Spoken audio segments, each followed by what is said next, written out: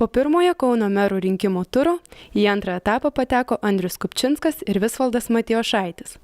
Dabartinis miesto meras surinko 25% rinkėjų balsų, o vieningo Kauno lyderis Visvaldas Matijošaitis 31 nuošimtį.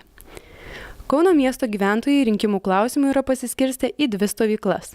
Vieni palaiko jaunatvišką Andriaus Kupčinsko entuziazmą ir giria jo nuveiktus darbus, kiti vertina ilgametį verslininko Visvaldo Matijošaičio patirtį ir idėjas.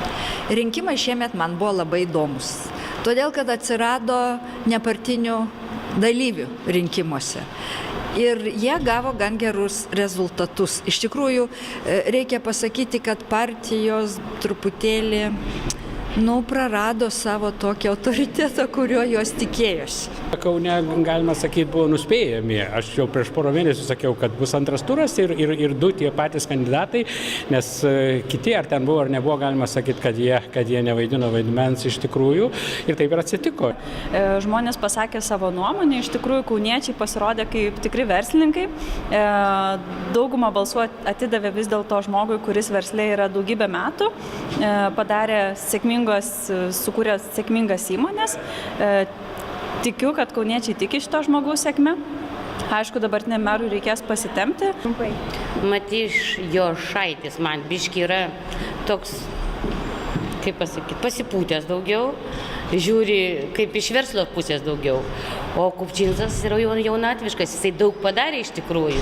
Buvęs meras turi geros patirties ir turi jaunatviškos energijos, su kuria jisai gali keliauti ir toliau. Tačiau jam galbūt trūksta tam tikro ir naujumo, ir šviežumo.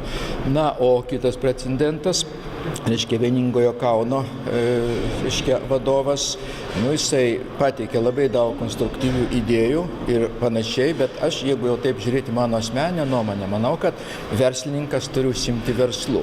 Jeigu tauta žmonės Kauno išrenka, vadinasi, reikia tikėti, kad jie ne visiškai kvailiai yra, įvertino kandidatų vertybės, o realūs darbai parodys kadenciją, ką jie nuveikė ir ar juos sekantį kartą verta rinkti. Kas taps naujoju Kauno meru, paaiškės jau visai netrukus.